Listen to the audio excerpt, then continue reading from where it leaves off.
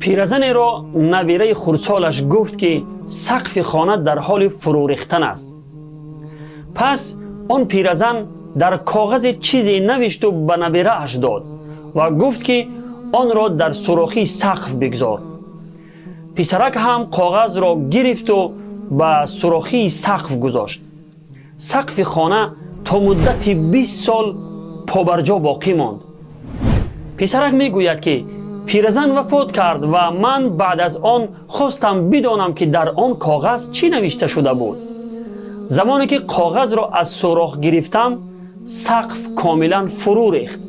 وقتی کاغذ را دیدم در آن چنین نوشته شده بود: یا الله، تو خود فرموده ای ان الله یمسک السماوات والارض ان تزولا، یعنی الله متعال آسمان ها و زمین را نگاه می دارد که فرو نریزند. یا الله، لطفاً این سقف را هم نگاه دار. سبحان الله. ببینید، به خاطر یقینی که آن زن داشت خداوند سقف خانه را تا مدت 20 سال نگاه داشت.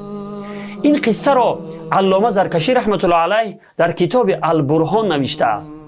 خواهران عزیز، ببینید که یقین و باوری یک زن نسبت به قرآن چگونه بود.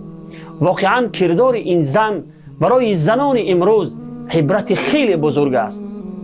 نه هر کسی که قرآن را می‌داند می‌تواند به چنین درجه یقین برسد. انسان مؤمن نباید اجازه بدهد که کسی بین او و الله قرار بگیرد.